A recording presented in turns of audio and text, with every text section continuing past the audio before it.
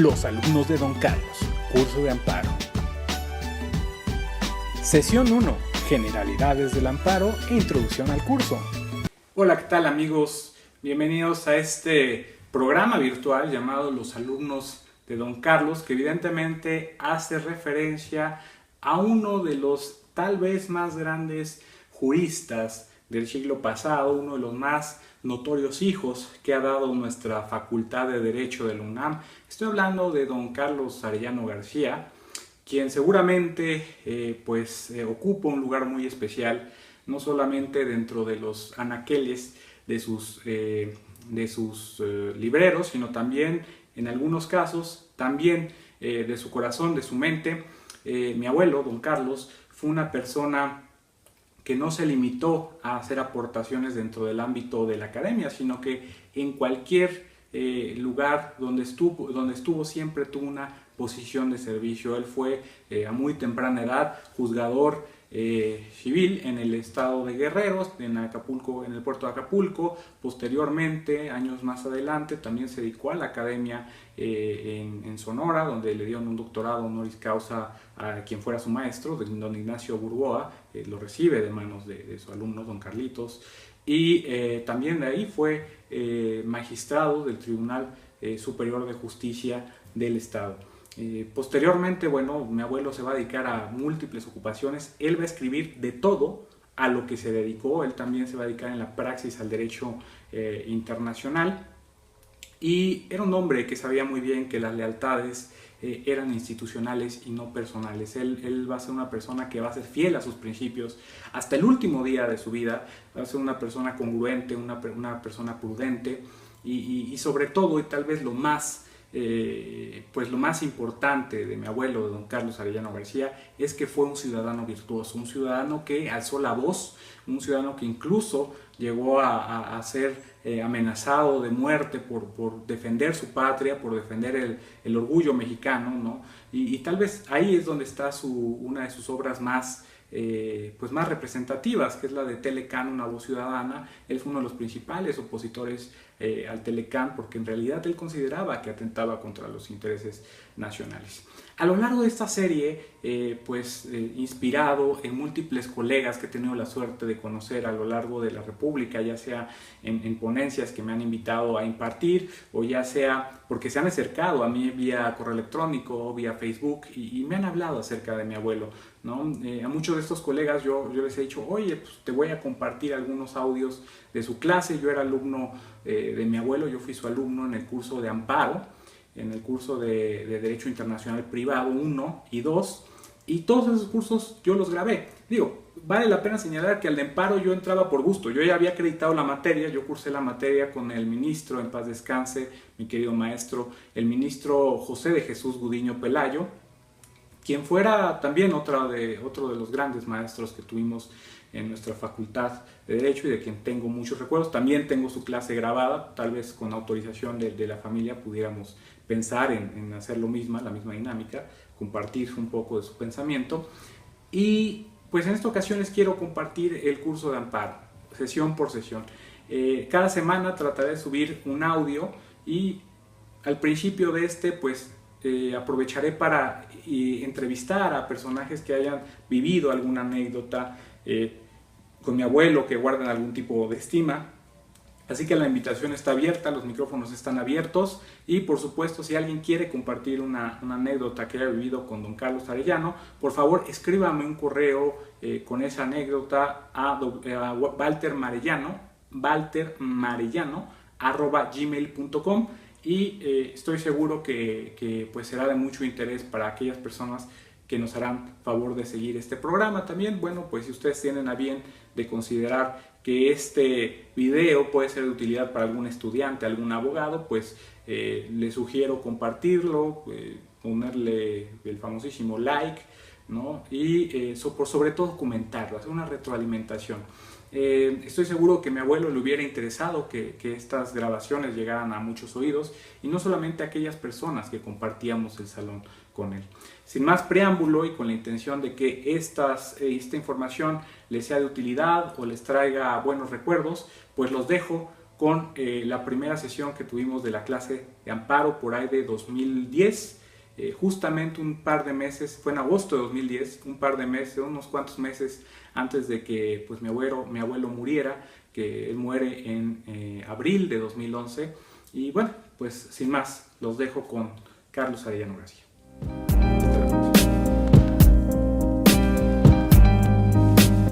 Y cabe que iniciemos en la clase de hoy.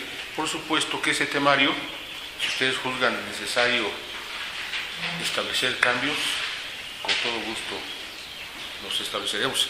Abarca todos los temas del programa en forma paulatina. Por supuesto que hay muchos detalles muy específicos que conviene que ustedes, pues, de siempre lo estudien. Como les decía yo en las entrevistas anteriores, el estudiante tiene una denominación estudiante, pero algunos se alejan del estudio, entonces se vuelve un sobrenombre. Es estudiante que no estudia. El estudiante debe estudiar y es clase a clase, como diría Machado, paso a paso, golpe a golpe. Cada clase, sus apuntes de clase, voy a hablar despacio, voy a hablar con claridad, voy a preguntar si está bien entendido el tema y pasamos entonces al siguiente. Pero el mismo programa, vean ustedes, el programa oficial, tiene muchos temas en donde ustedes requieren un gran ejercicio de memoria. Hay cosas que se requiere retener. ¿Cuáles son los antecedentes ingleses? ¿Cuáles son los antecedentes españoles? ¿Cuáles son los antecedentes norteamericanos?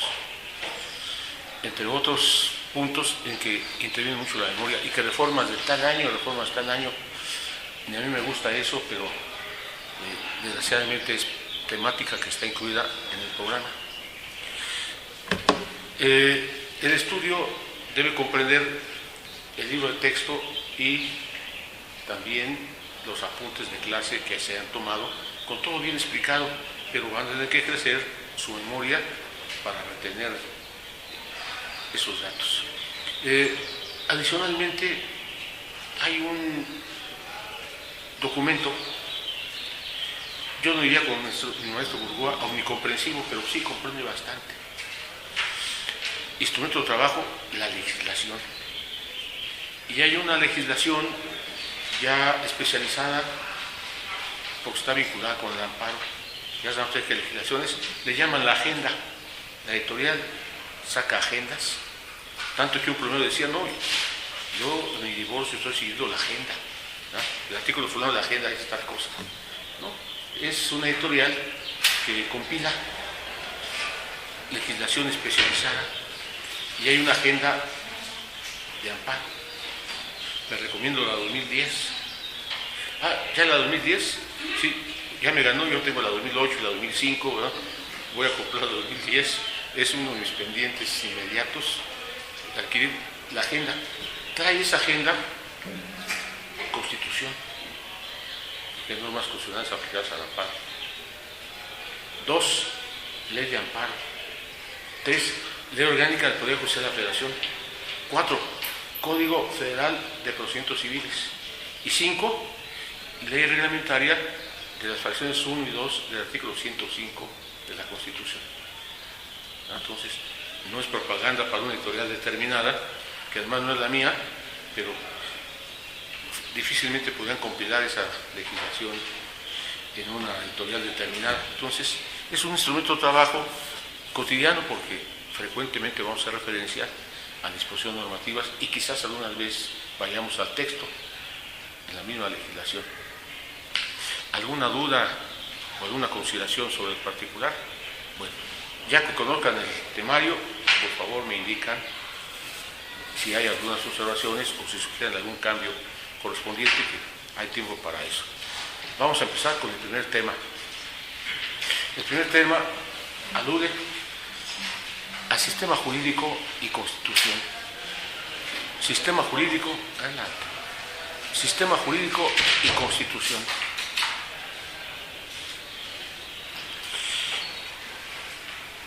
Estamos nosotros bajo la égida, no digo bajo la paz, porque hay obligaciones también. Estamos bajo la égida del sistema jurídico mexicano, pero ustedes lo saben, pero hay que recordar qué cosa es su sistema jurídico. Yo podría definirlo, pero en la investigación, si ya está definido y uno se acopla, acepta la definición, simplemente invoca a su autor. Un autor de categoría suprema del siglo XX en lo jurídico. Ustedes ese nombre lo han oído abundantemente, Hans Kelsen, el autor de la teoría pura del derecho. ¿Por qué pura? Claro que esto es complementario. ¿Por qué pura? Porque vivió una época en Alemania en donde el derecho se juzgó, una rama de la sociología, y se le llamó sociología jurídica. Y él quiso quitar de lo jurídico lo sociológico. Ehrlich, Gurvich, Kantorowicz eran los exponentes de la llamada Escuela del Derecho Libre. Digo, esto no necesitan retenerlo, sino es información nada más. No la Escuela de Derecho, sino la Escuela del Derecho Libre. Y él, en contra de ello, creó su teoría pura del derecho. Pero la purificó tanto que se le pasó la mano. ¿Por qué razón? Porque quitó lo axiológico, lo jurídico, los valores. Y fue víctima de sus ideas, porque era un judío alemán y resintió las normas jurídicas carentes de valor, que significaban una actitud agresiva en contra de los judíos en Alemania. ¿A qué grado? Al judío se le prohibía sentarse en la banca de un parque público. Se le impedía, se le prohibía también manejar un vehículo de motor. De tal manera que, y él era judío, y según él, las normas jurídicas carecían de valor, eliminó lo axiológico y fue víctima de sus ideas. Ya cuando sintió presión de los estudiantes de derecho frente al profesor judío en época nazifascista, entonces fue a vivir a Checoslovaquia, en la región de los Sudets, con estudiantes de origen alemán y de habla alemana, y les dio clase. Y todavía esos alemanes foráneos ya estaban nazificados y lo hostilizaron. Por orgullo judío, esta es la biografía de Hans Kelsen, por orgullo judío resistió la hostilidad, pero pidió a la Universidad de Harvard que le diera la oportunidad de irse a Harvard como maestro, porque tenía como filósofo de derecho en Alemania un reconocimiento de Harvard. Era doctor de derecho honoris causa por Harvard. ¿Qué le costó Harvard? No tienes dominio del idioma inglés a nivel de cátedra y de investigación, no te podemos dar trabajo en Harvard. No tomó en cuenta Harvard que los judíos, como hubo judío errante con el éxodo o la diáspora, aprenden muy fácilmente los idiomas, son muy hábiles para aprender idiomas. No lo admitió en Harvard, entonces fue a la Universidad de Berkeley en California y su hijo nuevo Kelsen, ya no filósofo, no le entendió sus ideas filosóficas alemanas en Berkeley, entonces se volvió internacionalista. Digo, vean ustedes por qué era necesario que yo se los dijera a ustedes informativamente, porque 2 horas de clase me permiten hablar de un autor tan destacado. No es que no le gustaban los tacos, sino era relevante del siglo XX, quizás el más relevante. Algunos maestros de esta facultad, desde mi época, eran kelsenianos. Yo nunca fui kelseniano. ¿Por qué eran kelsenianos? Muy fácil. La filosofía del derecho, basada en Hans Kelsen, tiene que estudiar un solo autor. Y eran kelsenianos. Pero un solo autor no tiene conocimientos de toda la filosofía del derecho. Y sobre todo tiene ideas propias que no se comparten. Entonces, y hay otros autores que no se van a ningunear. Por eso no fui kelseniano. Y claro que tuve yo, en una época que yo daba introducción de derecho, tuve yo la llegada ulterior de un maestro joven, inteligente, alto, muy delgado, casado con una ex ministra, no, todavía no era ministra, perdón, que eso ya fue de viuda, y era pálido, alto y delgado, estaba enfermo y murió muy joven, pero él era kelseniano, y como yo no era kelseniano, los alumnos de la Universidad de Sonora nos pusieron a una mesa redonda para que hablemos de Kelsen. Nada más que el que da primero da dos veces. Yo en la conferencia empecé a decir, ¿de qué Kelsen vamos a hablar? ¿Del Kelsen en Alemania, filósofo del derecho? ¿O vamos a hablar de un Kelsen internacionalista de la Universidad de Berkeley? ¿O vamos a hablar de un Kelsen que vino a dar una conferencia aquí, en que la aula Jacinto Pallares para 500 personas tenía 1.200 personas de asistencia? Le faltó oxígeno a Kelsen y un compañero mío de mi generación fue a medicina y le trajo oxígeno, le dio oxígeno a Hans Kelsen. Yo no pude venir, pero decía hasta Sonora. Entonces yo dije, ¿de qué Kelsen vamos a hablar? ¿Del Kelsen de teoría pura del derecho o del Kelsen ya transformado que vino a dar la conferencia aquí en nuestro país? Ya con eso empecé bien. Luego ya me manifesté que la filosofía del derecho no está sujeta al pensamiento de una sola persona, donde queda, por ejemplo, Giorgio del Vecchio y otros grandes filósofos como Vinchai, los mexicanos como Luis Recasén Siches, digo mexicanizado, porque aquí se desarrolló.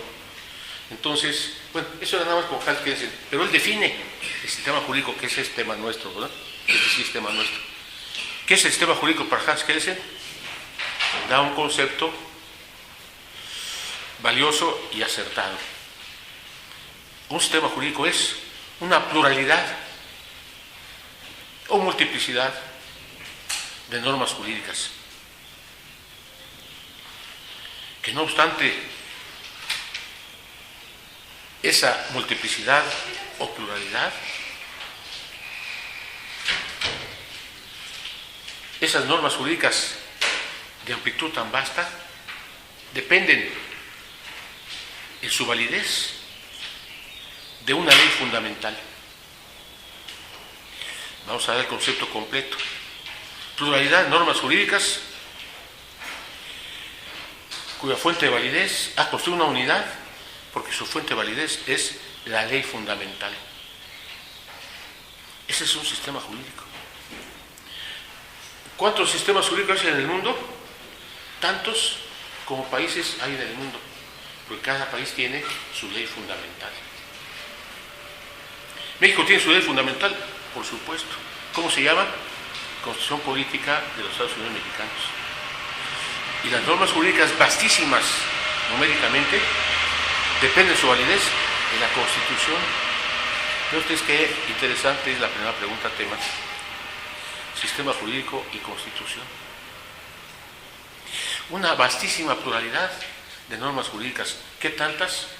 Normas federales, normas anteriores, normas en curso, nuevas normas jurídicas, federales, estatales, municipales y Distrito Federal. Son tantas que yo podría preguntarles a ustedes, viven y algunos nacieron en el Distrito Federal, otros en el Estado de México o en el Estado de Hidalgo que vienen de lejos, pero ¿conocen todas las normas jurídicas vigentes en el Distrito Federal? ¿Conocen ustedes la norma de derecho funerario? No, no es el momento todavía, está lejos, entonces no les interesa conocer el derecho funerario, pero son normas vigentes en el Distrito Federal, todas las normas vigentes. Las normas vigentes en nuestro país. Yo les diría una norma que voy a poner en entredicho cuando vea yo los aspectos jurídicos de los gobernantes como autoridades que respeten los derechos del gobernado. Artículo 61 de la Ley de Socios de Crédito, que yo lo gasto de derecho, se reformó con otros preceptos y pasar desapercibida, nomás que esa disposición se reformó de manera que yo juzgo delicada y peligrosa y dañina. ¿Por qué se reformó? Los bancos saben por qué y los ahorradores también deberían saber, pero no lo saben. Se reformó para establecer que los bancos ya no son seguros, es más seguro el colchón. ¿Por qué razón? El que tiene ahorros no debe mantener sin movimiento de depósito y su movimiento de extracción de dinero de su ahorro, no debe mantener eso inmóvil 3 años. Si lo mantiene inmóvil, pasa a un fondo común, que hay que investigar jurídicamente qué pasa con lo que está en el fondo común. Pero si es una cuantía menor, pasa a la beneficencia pública, es decir, en el banco le quitan sus ahorros. Eso es reciente, es de 2008, la reforma respectiva.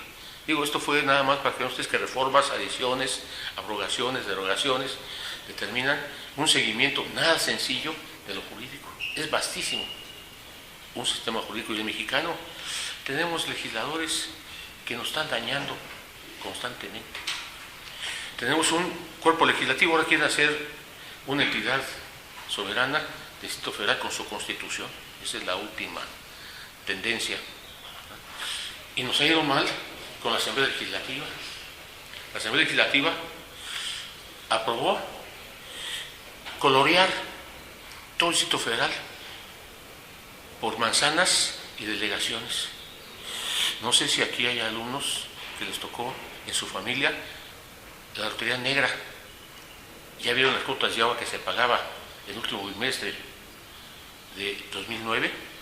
Vean su comparación con 200, 300, 400, 500 y 800% más alta la tarifa de agua. ¿Quién lo aprobó? La Asamblea Legislativa, ley del Distrito Federal. Fijaron tarifas de agua desiguales y afectando a muchas personas que no tienen para pagar, que conozco.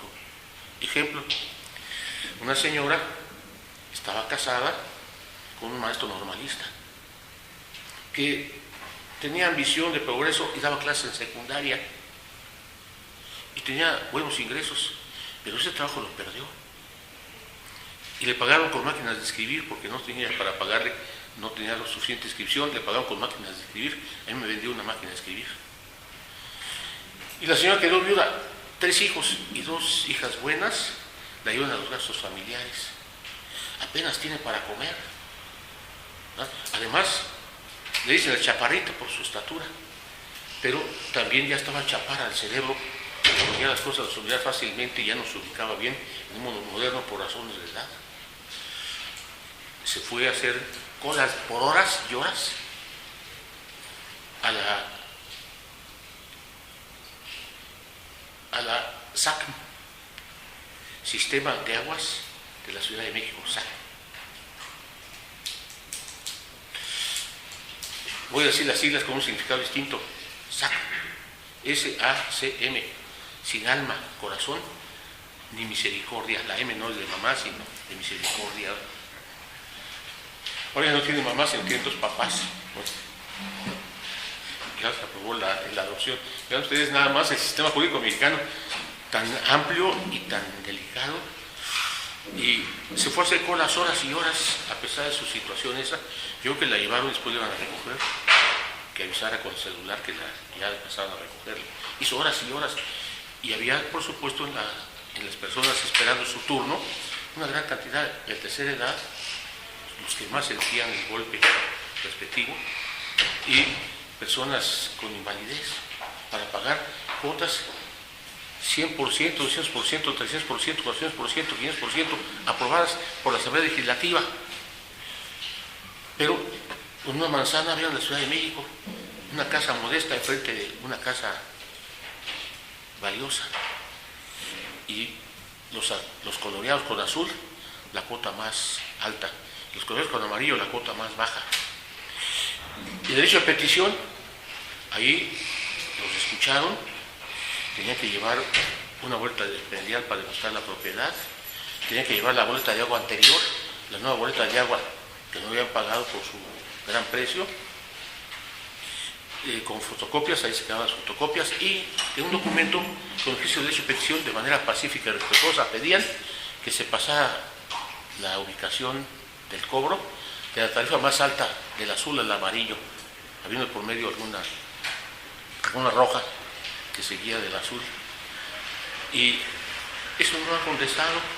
Ya les llegaron las otras boletas con la cuota alta, y las otras van a tener que ya pasó el tiempo de pagarlas de forma normal, van a tener que sacarlas por internet con recargos, ¿no? Ese es nuestro mundo de sistema jurídico abundantísimo. Yo viví una época menos ardua que las que les corresponde a ustedes.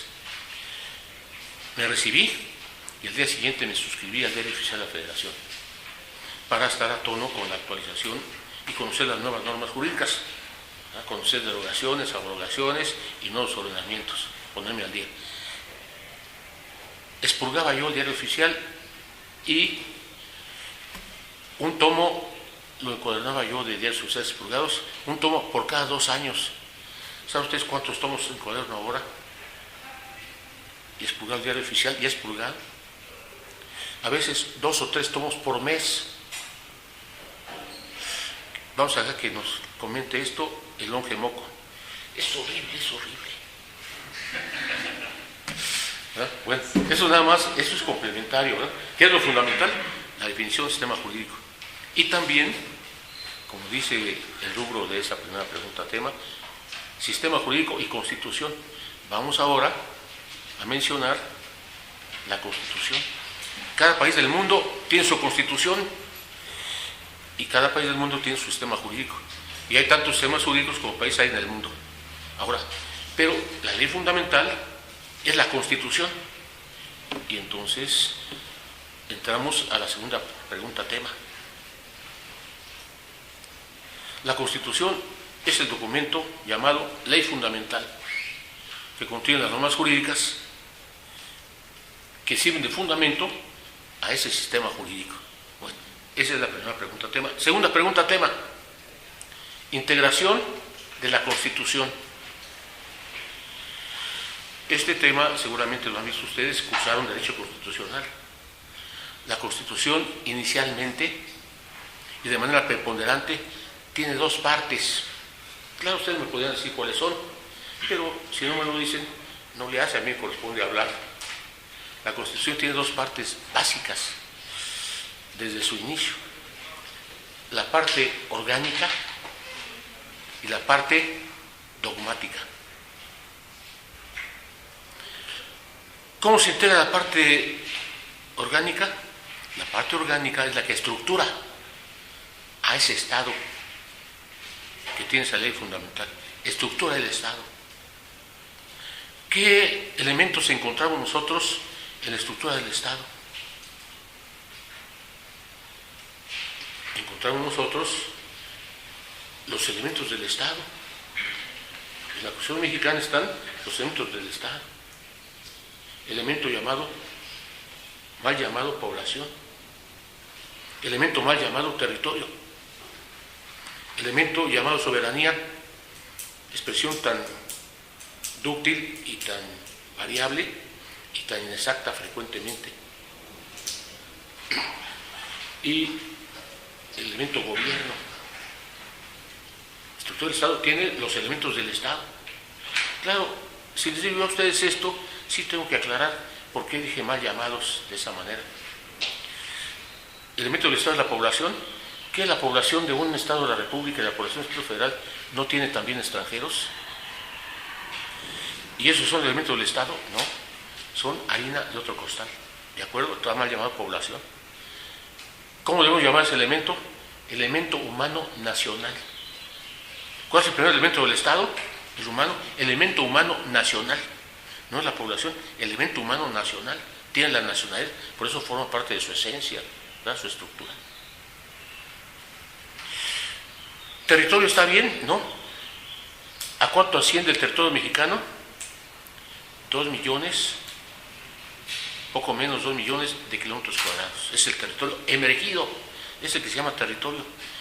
¿Ese es el elemento del Estado? No, nos quedamos muy cortos. ¿Por qué razón? Hay 3 millones de kilómetros cuadrados, 1 millón de kilómetros cuadrados más de zona económica exclusiva, que no es mexicana esa zona, y tiene medio millón de kilómetros cuadrados de plataforma continental, y el subsuelo y el espacio aéreo no forma parte de la estructura del Estado mexicano, está fuera. ¿Cómo le llamamos al segundo elemento? Elemento geográfico. Vean ustedes, en lo jurídico, ¿quién ha dicho esto? Pues nada más yo. Nada, conste que no me estoy jactando de nada, sino simplemente les muestro el uso efectivo de las neuronas. Y el otro elemento le llaman gobierno. ¿Ustedes saben lo que es el gobierno? Gramaticalmente es la acción y efecto de gobernar. Mal gobierno, buen gobierno, acción y efecto de gobernar. ¿Qué otra cosa, qué otra excepción tiene el gobierno en esta situación de polisemia, varios significados de gobierno? Un puñado de sujetos que dirigen los destinos nacionales o los destinos de una entidad federativa o los destinos de un municipio o de una delegación. A nivel federal no llegan a 200 los sujetos que tienen relevancia y que son conocidos por nosotros y que son difundidas su imagen por la prensa y sus características curriculares y sus actos de gobierno respectivos. En época de Echeverría eran 70 personas realmente con eficacia y con posibilidades de dirigir los destinos nacionales. No son tantos gobernantes que tienen sus tareas, orientar y dirigir la actividad tendiente al presunto mejoramiento del país, el gobierno. Ese elemento está mal llamado gobierno. Es consecuencia ya, el ejercicio de gobernar, consecuencia de su nombramiento y de la toma de posesión y la protesta de desempeñar su cargo apegado a las leyes. Es elemento político, es elemento político del Estado. Del polis, Estado, de ciudad-estado. Ese elemento político nos lleva a saber qué es la política. ¿Qué es la política? También palabra anfibológica con varios significados, polisémica. Política es un adjetivo calificativo aplicado a una persona. Esa persona es muy política. ¿Cómo es una persona política? Promete y dice que sí, pero no dice cuándo. Y hace que las personas favorecidas con su afirmación den más vueltas que un trompo chillador. Cuidado con los políticos, ¿no? Es una persona muy política y quiere obtener posiciones a través de la política, no hacer el bien común, como debe pensarse que es lo adecuado. Algunos a lo mejor tienen vocación política.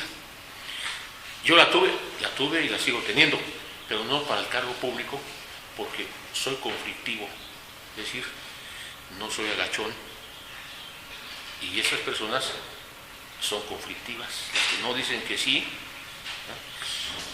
¿Qué tal cosa? La orden, con usted hasta ignominia. Es decir, un vicio de la voluntad. ¿Sabes cómo se llama ese vicio de la voluntad? Mala fe, dolo, error, violencia, ¿no? Se llama servilismo. Hay quienes están afectados por servilismo. Hay que verse en el espejo y ensayar una buena sonrisa para festejar los chistes del superior. Por supuesto sin chiste, ¿no? Pero hay que festejar los chistes del superior. Una dependencia absoluta del superior es un vicio muy mexicano de la política. ¿Qué horas son? Las que usted diga, mi jefe. Es decir, servilismo, vicio de la voluntad. Otro vicio de la voluntad que no han estudiado los civilistas es la corrupción. En la Convención de Bienes Hechos de los Tratados está la corrupción a nivel de jefe de Estado, a nivel de secretario de Relaciones Exteriores, corrupción en los tratados internacionales. ¿Qué tal si le dieron dinero? Ustedes saben lo que ha sucedido recientemente de corrupción, dice que los ministros, que le dio dinero al jefe de gobierno del Distrito Federal, que no es cierto, ¿eh? Y lo dijo un cardenal. Y esto es importante para los jaliscienses porque es un cardenal que rige en esa zona bastante habitada de Jalisco, donde está la segunda ciudad más poblada del país, que es Guadalajara. Bueno, entonces, pero estos son complementos. Lo importante está en el análisis de la parte orgánica, que estudia, regula los elementos del Estado. El otro elemento del Estado que se regula se llama soberanía. Expresión de diversos significados, soberanía, y expresión no definida. Yo conozco y transcribo 43 definiciones de soberanía y no acepto ninguna. Claro que hay elementos buenos en algunas de esas definiciones y tengo que definir debo dar mi propia definición de soberanía. ¿Saben ustedes qué es la soberanía? Increíble pero cierto. Es el elemento jurídico del Estado. A los estudiosos de teoría del Estado, de filosofía y de introducción, se les olvidó que es el elemento jurídico del Estado, tan importante que define los anteriores, con normas internas e internacionales, define los anteriores elementos, y es el elemento jurídico del Estado, indispensable. La soberanía es una potestad o facultad para crear normas jurídicas. Es mi concepto de soberanía, es una potestad, usted le puede llamar también facultad, para crear normas jurídicas. En lo interno, o sea, reglas de conducta, en lo interno, contra o sin la voluntad de los obligados. No hay reglamentos, no hay leyes que imponen voluntad.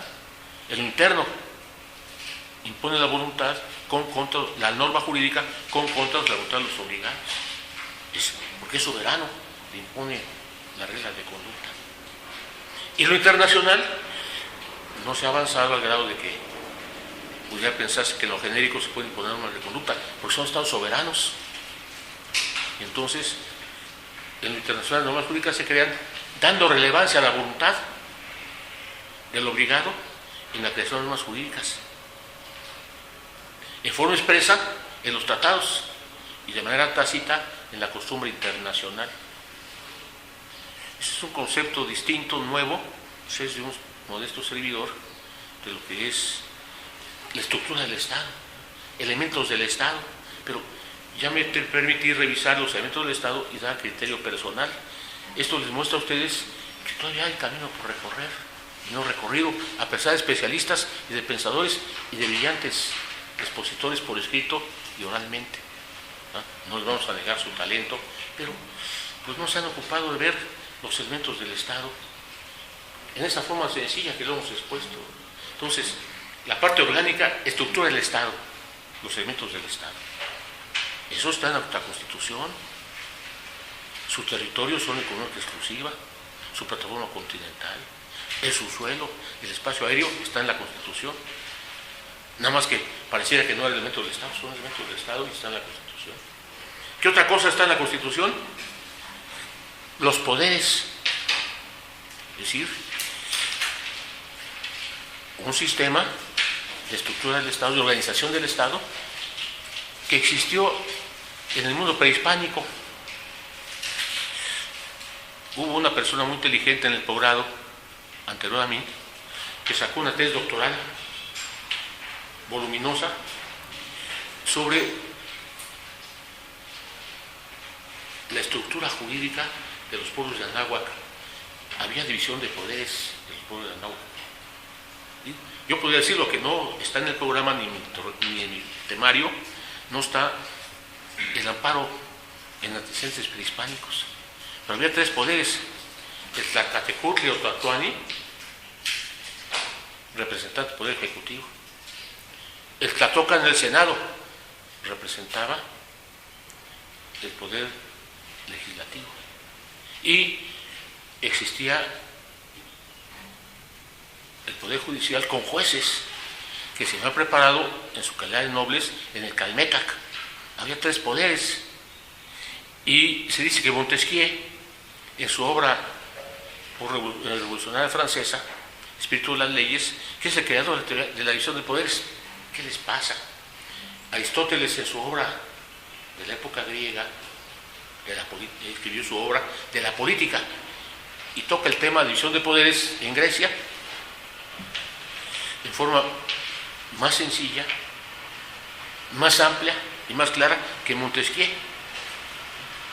Hay división de poderes en la Constitución, hay tres poderes que no pueden reunirse en una sola persona o corporación, y quieren quitar la fórmula Otero, fracción segunda del artículo 103, del artículo 106 de la Constitución, la fórmula Otero, que es la actividad de las sentencias de amparo, para que tenga efectos de carácter general.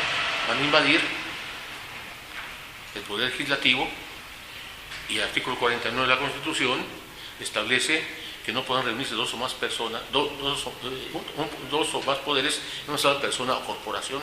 Se prohíbe la concentración de poderes. La Corte quiere legislar a través de la jurisprudencia, proyecto 2000-2001 de la ley de amparo. No salimos de la temática. Estos son temas complementarios. Lo esencial lo estoy enfatizando para que ustedes sí lo tomen por escrito. Se estructura el Estado en lo que hace a sus poderes, y también se estructura el Estado en lo que hace a los órganos del Estado. El Estado tiene varias personalidades Sí, aparentemente, pero no. Sí, pero no. ¿Por qué? Porque las personas no son del Estado, son personalidad jurídica de los órganos del Estado. ¿Quién tiene la personalidad? Un órgano del Estado. Esto es de amparo. El Estado pide amparo ante el Estado contra un acto del Estado. ¿Cómo va a pedir amparo contra sí mismo y ante sí mismo? No. Un órgano del Estado pide amparo ante otro órgano del Estado y en contra de otro órgano del Estado, ¿verdad? Es decir, el Estado tiene órganos. Los poderes tienen órganos. ¿Qué es un órgano del Estado? Una oreja, una ceja, un ojo. Un órgano del Estado es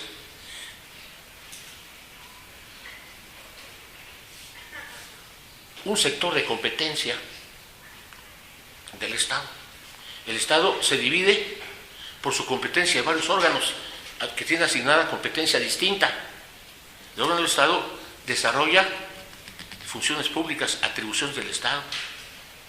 Y tiene derechos y tiene obligaciones. Es un derecho ejercer su atribución y es una obligación ejercer su atribución en los términos legales por un órgano del Estado. En los órganos del Estado se distribuyen los derechos y obligaciones entre órganos del Estado con distribución distinta. Pero los órganos del Estado, aquí es una frase hecha que nosotros seguimos empleando, carecen de sustantividad psicofísica. No los captamos a través de los sentidos primarios. La UNAM no la vemos, no la oímos, no la tentamos, no la saboreamos, no la olemos a la UNAM. Estaremos oliendo otras cosas en la UNAM, pero no es la UNAM la que huele, ¿verdad? Sino huele en la UNAM. Es decir, carece la UNAM de sustancias psicofísica. Ahí podemos ver las islas, pero esa no es la UNAM. Esa carece de sustancias psicofísica como las personas morales. Y en esa virtud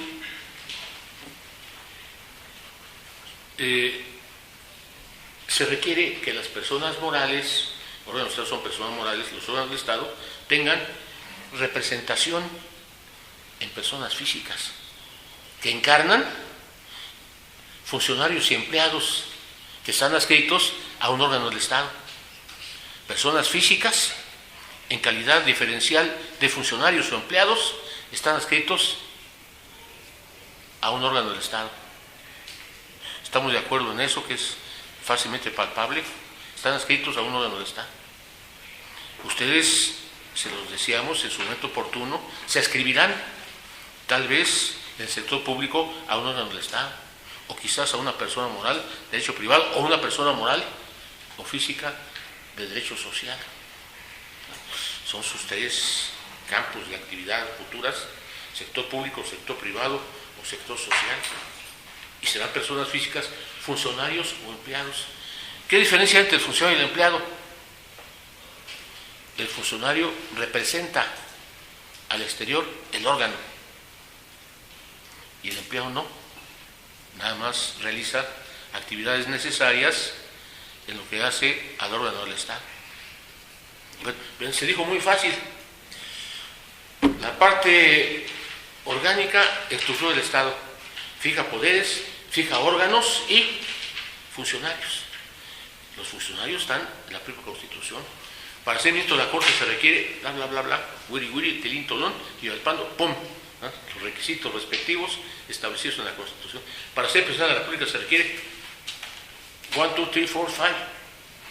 Digo, para utilizar el inglés, que según los nuevos planes de estudio forma parte de su preparación. Ya están ustedes llevando un inglés más intensivo. No van a constar con la penalista. ¿Do you speak English? Dijeron la penalista. Usted me pica las ingles, lo acuso de abusos honestos, atentados al pudor, ultraje a la moral pública y acoso sexual. ¿No? Digo, para algo saber. No se ve inglés, pero se ve penal. Bueno, esto nada más es para abonar el terreno para el impacto del conocimiento respectivo. Entonces, se estructura el Estado, se estructuran los órganos del Estado, se regulan los funcionarios y empleados públicos. Eso es la parte orgánica. Y ahora viene la parte dogmática, importante para ustedes. Ustedes la estudiaron en una materia especializada, si no me equivoco, llamada garantías individuales. ¿Así es? ¿También le llaman sociales o nada más? ¿Garantías individuales y sociales le llaman? ¿O nada más individuales? Entonces, garantías individuales llevar. Es la parte dogmática de la Constitución. Esa parte debe llevar derechos humanos, como pretende la Corte en sus proyectos de ley de amparo, la moción de amparo 2000 y 2001. No, la Constitución no es consagradora ni debe ser derechos humanos, garantías individuales. ¿Qué diferencia hay entre garantías individuales y derechos humanos? Ya hay un curso de garantías reciente que yo no llevé garantías y amparo. Y ustedes estudiaron totalmente garantías. ¿Qué es una garantía individual? Es un derecho subjetivo público, es la parte dogmática. La garantía es un derecho subjetivo público que corresponde a un gobernado. Es un derecho subjetivo público de un gobernado y que lo opone a un órgano estatal con autoridad.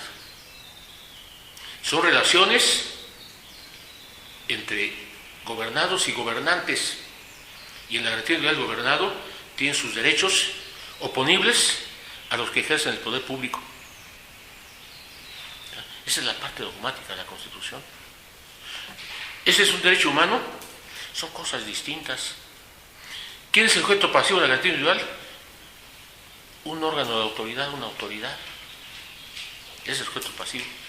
La autoridad, un órgano de autoridad que ejerce el poder, es el sujeto pasivo de la garantía individual. ¿Quién es el sujeto pasivo del derecho humano? Un modesto padre de familia, pero que maltrata a un hijo o una hija. Digo, de forma indebida, pero en la vida del Señor hay de todo, ¿verdad?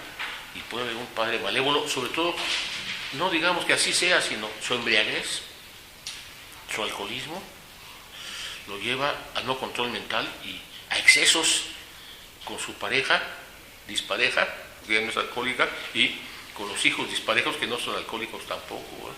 Y que pueden ser maltratados. ¡Qué terrible! Teniendo ya tanta dificultad afuera, llegar a las trincheras del hogar y allá dentro de la trinchera sufrir, como se establecía en las trincheras que sufría tanto en la Primera Guerra Mundial.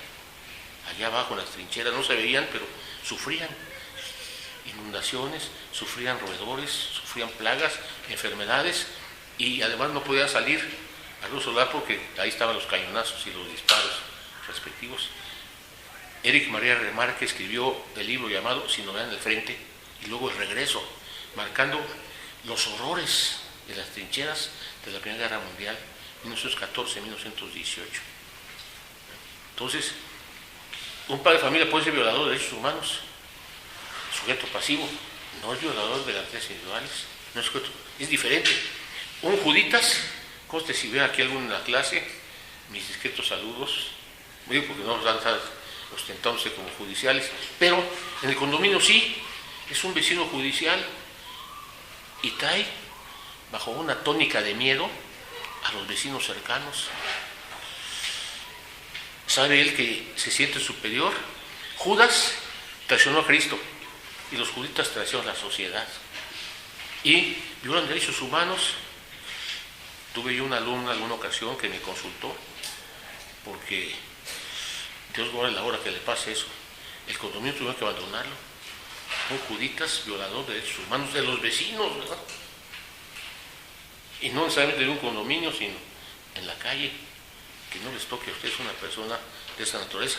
A mí me tocó, de chamaco y adolescente, enfrente a un vecino judicial. Como le quitaron su suéter en un parque público deportivo a su sobrino, fue con el papá a recuperar el suéter. Le costó la vida al judicial y al papá. Murieron los dos en el parque público con pistolerillos que debían robar el suéter. ¿Ah? De nada sirvió los judiciales que tenían atemorizados a los vecinos.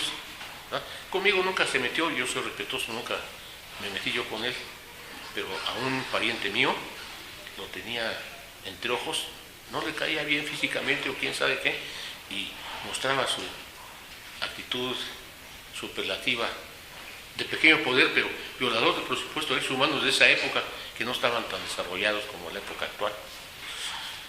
¿Quién más viola derechos humanos? Que el papá le dice a la hija: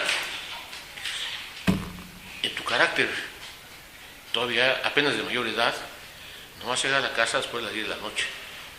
Haz lo que quieras de 7 a 10, de 7 de la mañana a 10 de la noche. Cuidado, no vaya a ser que vaya a haber un elemento negativo del número 7. 7 días de la semana, 7 menudos y Blancanieves, 7 sabios de Grecia, 7 pecados capitales, 7 virtudes, 7 colores del arcoíris, y domingo 7, ¿no? De 7 de la mañana a 10 de la noche, ¿no? Digo, tienen toda la libertad, pero nunca después de las 10 de la noche, ¿no? Bueno, en fin, era nada más un ejemplo de esta situación diferencial. Pero, ¿garantías individuales las tienen las sociedades? Sí. ¿Derechos humanos en las sociedades? No. ¿Hay derecho humano en una sociedad? No. ¿Verdad que son diferentes también el sujeto pretensor? El gobernado es el sujeto pretensor de garantía individual, no del derecho humano. Eso no lo saben. Lo hicieron el proyecto a nivel de ministro de la Corte y a nivel de juristas. No les gustan los tacos destacados, pero son diferentes, y la Constitución no tiene que ser derechos humanos, es la parte dogmática, derechos, relaciones entre gobernantes y gobernados, y derechos gobernados oponibles a gobernantes.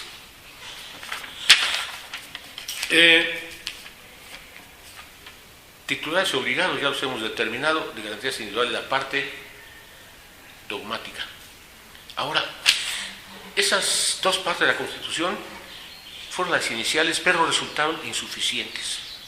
¿Por qué razón? Porque no obstante tener ubicación en un documento supremo, había violaciones al precepto de la Constitución. Entonces digo, está incompleta la Constitución, le hace falta una parte, esa es la nuestra, muy importante. ¿Qué parte le falta? La defensa de la Constitución. Se requieren en una Constitución normas jurídicas que establezcan la defensa de la Constitución. Y ahora, en esa parte, defensa de la Constitución, podríamos decir nosotros que nuestra Constitución mexicana tiene varias formas de defensa de la Constitución. Una de ellas, ¿cuál es?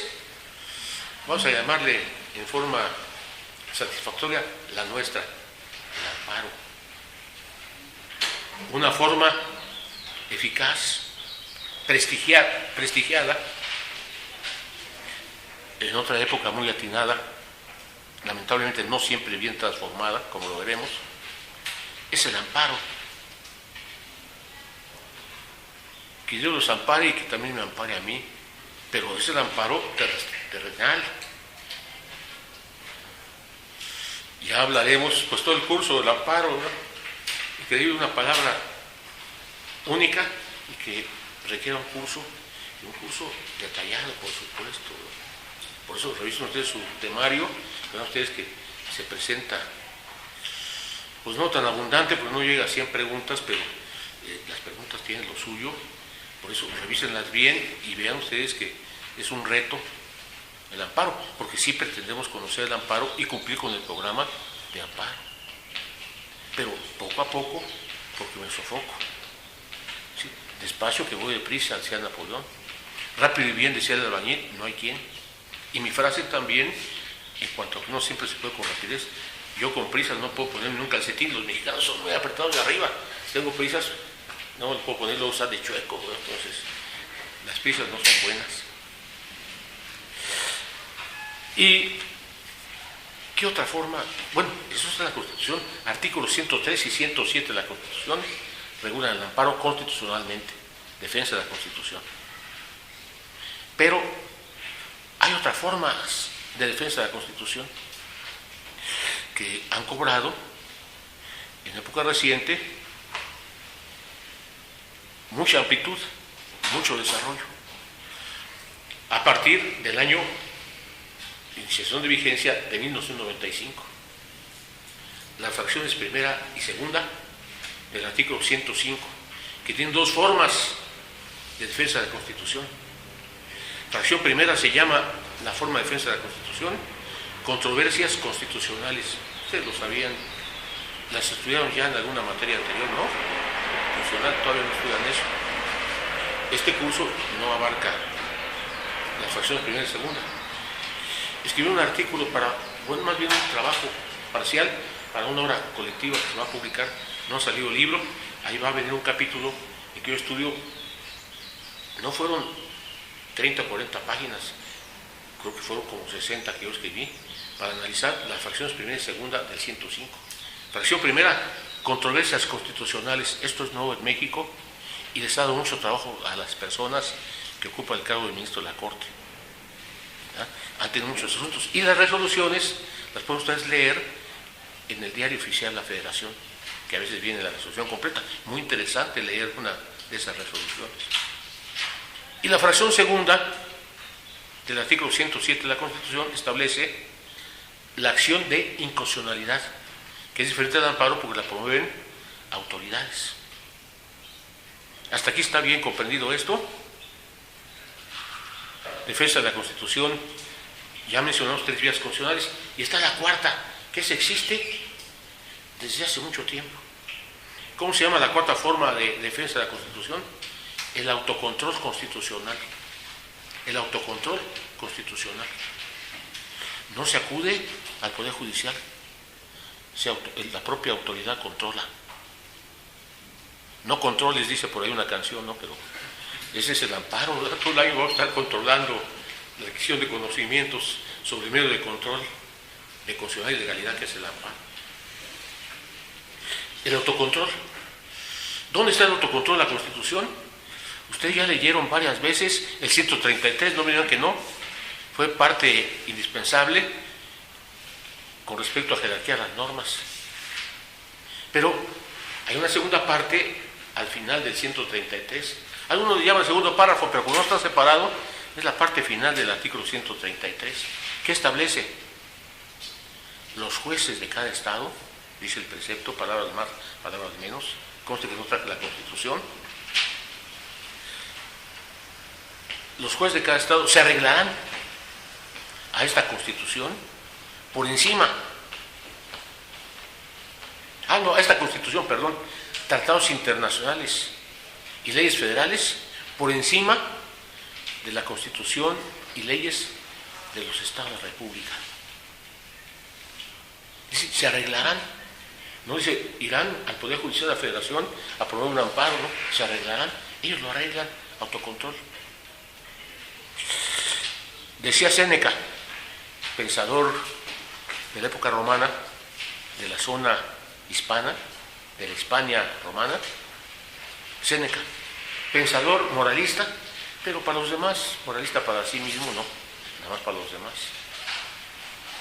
Y decía Séneca, el camino de la teoría es largo y oscuro. En cambio, el camino del ejemplo y de la práctica es corto y claro. Entonces, ¿quieren ustedes un ejemplo de autocontrol para que vean ustedes cómo funciona esa institución en defensa de la Constitución? Bueno, ese yo lo experimenté. Tenía el carácter de magistrado y el asunto me tocaba hacer la ponencia, el proyecto de sentencia, yo lo hice y lo aprobaron los otros magistrados. ¿Qué se impugnaba? La formal prisión. ¿De qué delito? En Sonora, un delito contra el trabajo. Pero en materia laboral, inicialmente los estados de la República podían legislar, pero esa facultad se volvió una facultad federal y dejó de ser estatal. Y en el Código Penal de Sonora establecieron delitos contra el trabajo. En contra de la Constitución no podían legislar en materia laboral. Entonces yo hice el autocontrol. En mi resolución establecí la soltura del inculpado, porque el Estado de Sonora no podía legislar en materia de trabajo, que es materia federal. No hubo que ir al Poder Judicial y la sentencia del propio juzgador, los jueces de cada estado, o sea, de segunda instancia, debe de arreglarse la Constitución por encima de la Constitución y leyes de los estados. ¿Quedó claro el tema defensa de la Constitución? Bueno, entonces ya tenemos contestada esa pregunta segundo tema, que era integración en la Constitución. ¿Y qué otra parte tiene la Constitución? Esto es muy importante con motivo del centenario de la Revolución, que no está bien hecha la medición cronológica, ¿verdad? 1810, independencia de México, fue hasta 1821, y luego tuvimos que independizarnos otra vez frente a los norteamericanos. Invadieron 3/4 partes del territorio mexicano y se iban a quedar con 3/4 partes del territorio mexicano. Inauguraron la bandera Barras de las Estrellas en el Zócalo capitalino, y Juárez andaba huyendo por la frontera, en donde hubo una magnífica frase de Juárez, que no es la que está a la entrada, que es equivocada. Ya he visto la frase de Juárez equivocada en una laminota enorme a la entrada. Quitaron la lámina grande de festejo de los 450 años de fundación de clase en esta facultad. ¿Ya? 455 años, la quitaron para poner una frase equivocada de Juárez. ¿Ya leyeron la frase, lo que dice? Está ahí con una laminota de aluminio enorme. La frase de Juárez dice: nada con la fuerza, todo con el derecho y con la razón. Está equivocada, claro. El derecho es fuerza, en esencia. Se llama coercibilidad. Las normas jurídicas son coercibles. ¿Qué es la coercibilidad? La posibilidad de lo coactivo. ¿Qué es lo coactivo? El cumplimiento forzado de la conducta debida. ¿Qué diría sobre el particular? Jering. Lo estoy pronunciando como lo escribe García Maínez y como lo escribe Recasens Siches, y no como otro que dice Jering. Estoy pronunciado con J, Jering. Si la pronunciara yo con I, y en alemán sería Igering, pero es Jering con J. Es una cosa que había que precisar. Yo creo que fueron directamente a la obra, los dos eran germanoparlantes, García Maínez y Recasens Siches dominaban el alemán y tradujeron obras del alemán, y Recasens Siches escribió también en 5 idiomas, entre ellos al alemán. Entonces le llaman Jering, yo lo que es Jering. Y Jering hizo un análisis de la diosa justicia para los griegos y los romanos. Una Madonna que tiene la mano siniestra a la izquierda, una balanza con 2 platillos, y en la diestra, en la derecha, tiene una espada que empuña. Y dice Jering: la justicia en esa Madonna, sin la balanza sería injusticia, porque ahí se miden en los platillos las prestaciones y las contraprestaciones, los derechos y las obligaciones, y entonces la justicia da a cada quien lo que le corresponde. Jus sunt cuique tribuendi, en latín. Y en la derecha está una espada. La justicia sin espada sería una ilusión. Es decir, el derecho lleva fuerza. No es la frase tan desarrollada que determinó que hacia el exterior se le nombrara Beneméritos Américas. Conste que estoy dentro del centenario y bicentenario en estos comentarios.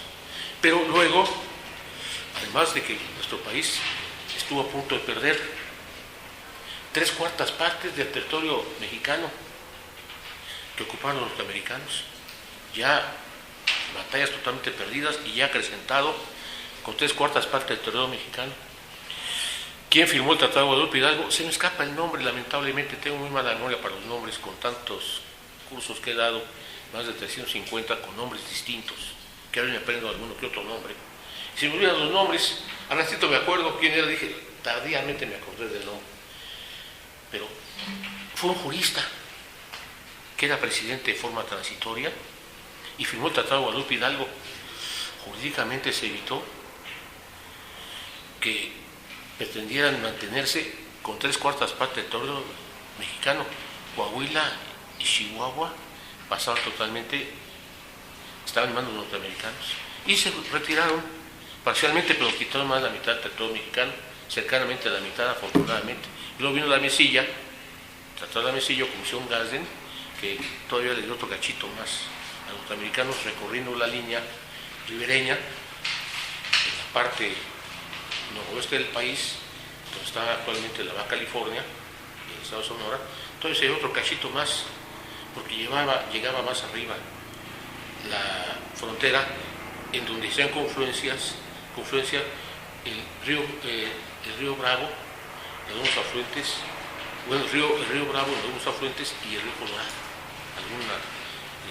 alguna afluente del río Bravo, que sea esquina con el río Colorado, y esa parte la perdió nuestro país, que se fue más abajo, una frontera de carácter artificial.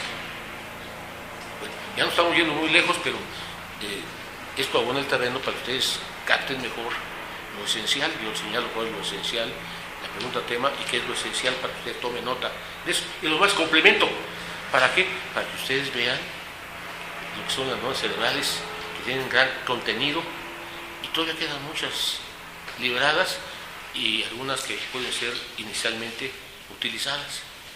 Entonces, tenemos nosotros otras normas fruto de la revolución.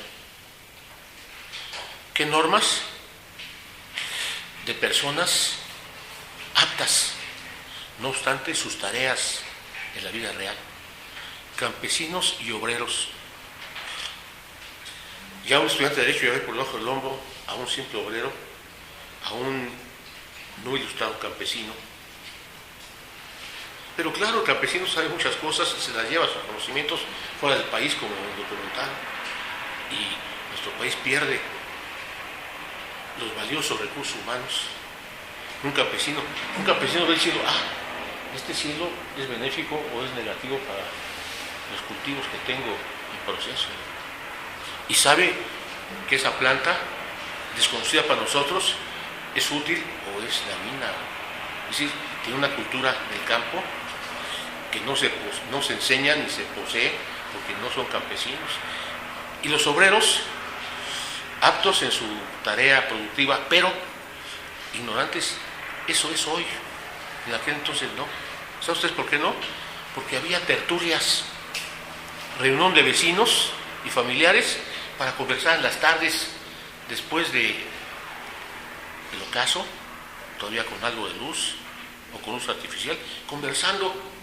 Sabían emplear las palabras, lo que demostraron en el Congreso Constituyente Querétaro. Les ponían las armas, las dejaron y fueron nombrados constitucionalistas, obreros y campesinos. Y sus ideas bien expresadas, vayan a los diarios de debates, sabían hablar, lo que no saben hoy en día, vean diarios de debates actuales, no tienen capacidad de hablar porque ya se perdieron las tertulias. Yo conocí las tertulias, pero en provincia.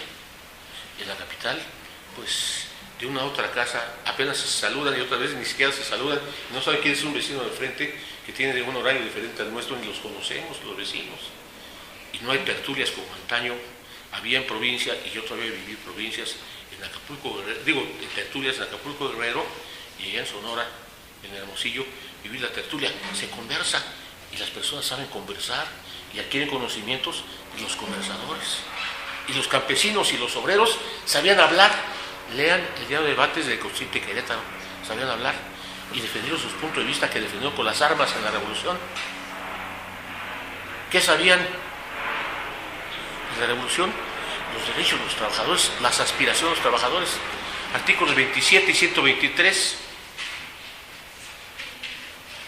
Yo diría de una forma coloquial, y cuando causa sorpresa, ¿cómo les quedó el ojo?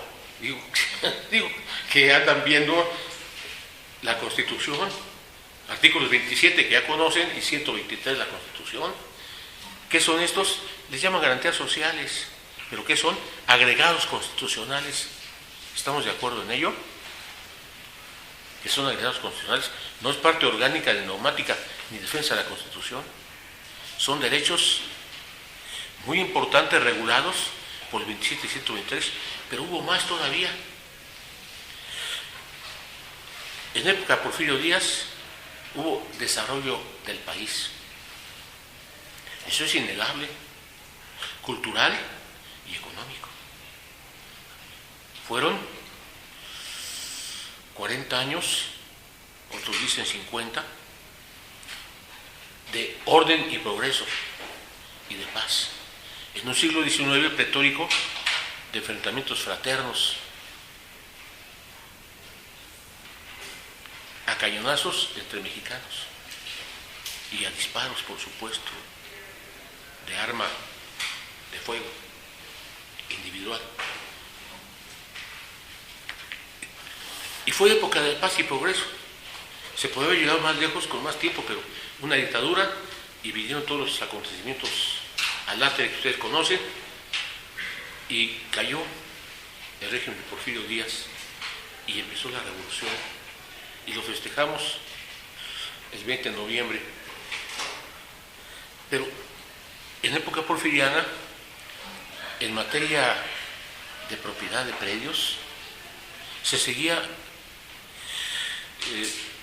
un sistema propio de países desarrollados. El dueño de la superficie era dueño del subsuelo. Y los norteamericanos adquirieron muchas propiedades y se sintieron dueños del subsuelo también.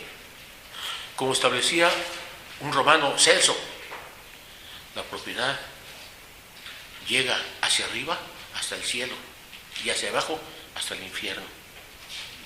El propietario del espacio aéreo y propietario del subsuelo. Y había una gran cantidad de propiedades norteamericanos. El mismo Tehuantepec, con aquella idea de que ahí se construyó un canal interoceánico, estaba lleno de propiedades norteamericanos. Yo tuve un intestado de un individuo de la nobleza española con título nobiliario de padre y de madre, y murió joven por ese problema de la cuestión sanguínea, que es una tara, la hemofilia. Y mi compañero de la generación mía tenía hemofilia. Yo vi sus títulos nobiliarios en su casa porque hice amistad con él. Alguna vez fui a su casa porque vi el intestado de su hermano. Y a él, por supuesto, lo apoyé, no como lo apoyaron otros, porque no podía casi caminar. Sus pasos eran peligrosos, si había un pequeño obstáculo y se caía, podía tener fracturas múltiples, tenía pocas fuerzas en los pies, los brazos estaban totalmente flácidos, lo cargaban, no había escaleras en San Ildefonso, lo cargaban para llegar a clases y saliendo de clases si tenía que bajar a otro piso, lo bajaban. Yo no podía hacerlo porque yo no soy de los altos y los fuertes de la generación. Lo cargaban, había un baile de los osos, altos y fuertes, bailaban los osos entre ellos, y algunos de los osos lo cargaban, entonces le ponía sus brazos flácidos, adelante del cuello del que lo cargaba, sus brazos flácidos. Pero era muy inteligente, estudioso, no tenía temor reverencial a nada, no obstante su situación tan amplia inválidamente, y hablaba muy bien, y estuvo muy bien, y sabía derecho. ¿Saben ustedes qué chava consiguió una vez que terminó? Actuar en un juzgado de distrito. Tenía un mocito que llevaba la notificación y él levantaba la razón con dificultad porque no escribía con facilidad.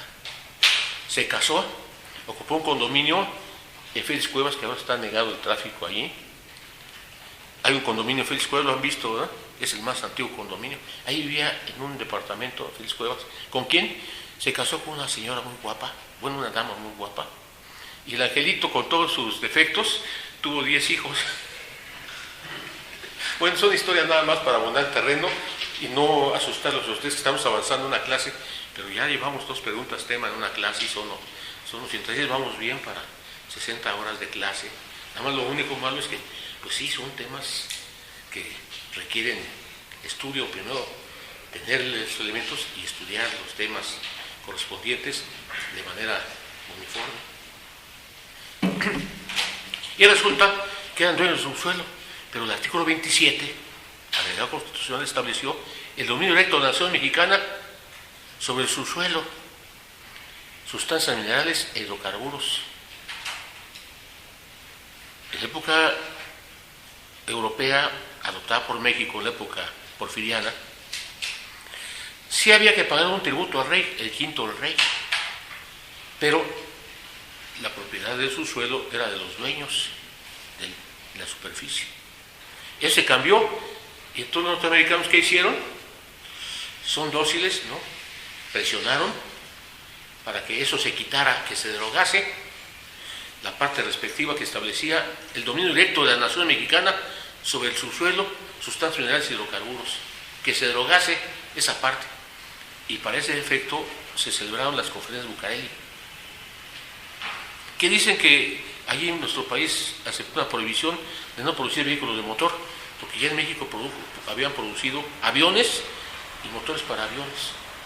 Ahorita no producimos motores, nuestro país, a menos que sea una filial de una automotriz extranjera. Y vinieron las conferencias de Bucareli. ¿Cuál fue el resultado?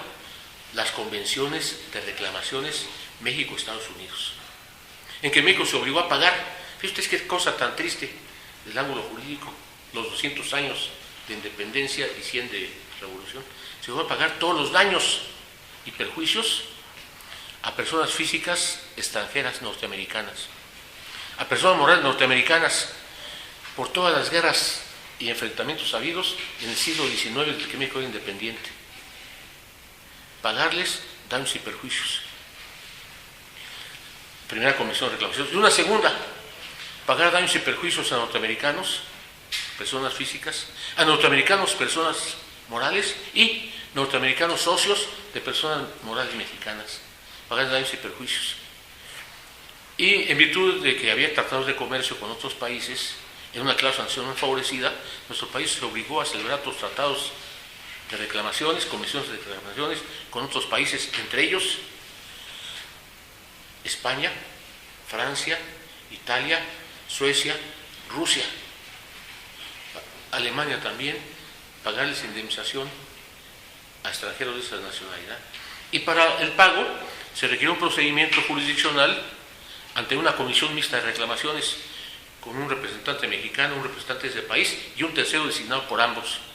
Y entonces surgió una comisión mixta de reclamaciones en donde nuestro país fue sentado debajo de los acusados y fue condenado a pagar indemnizaciones tan altas y tan cuantiosas que empezó a pagar en la época de Gerardo Obregón era presidente y tuvo que pagar cuando era presidente de la República Adolfo Ruiz Cortines.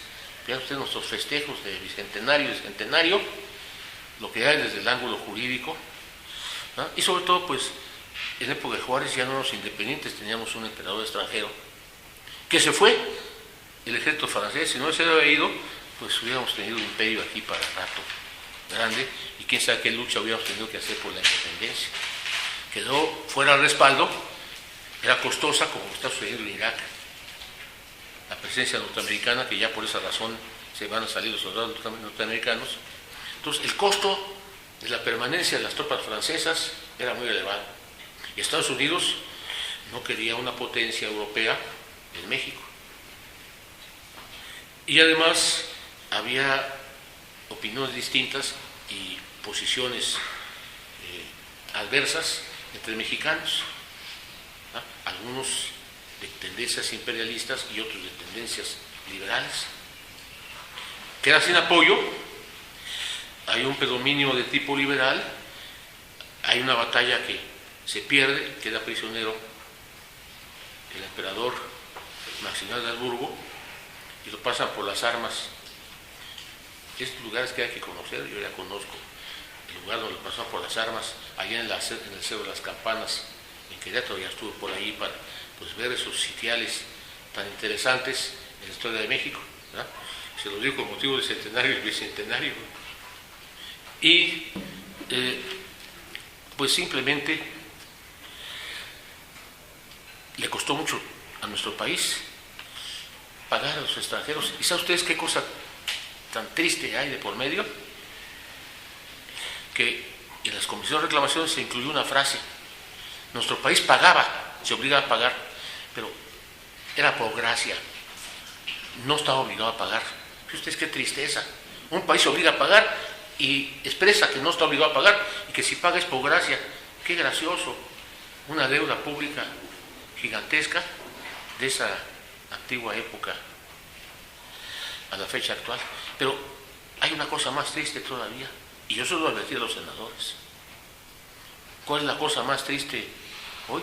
Tenemos el Tratado de Libre Comercio de América del Norte, con los artículos 1115, 1116, 1117, somete a nuestro país a una jurisdicción supranacional llamada panel arbitral.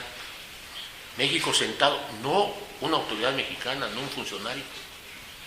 ¿Puede un mexicano demandar al país? No. ¿Puede un extranjero demandar al país? Sí. Si es norteamericano o es canadiense, puede sentar en los acusados a nuestro país. Y ya fue sentado en el caso Metlatlat, que fue condenado a pagar 60 millones de dólares porque el municipio de Guadalcázar no aceptó un tiradero de sustancias tóxicas y nucleares. El municipio, pero la responsabilidad se le fincó a nuestro país y fue condenado a pagar 60 millones de dólares.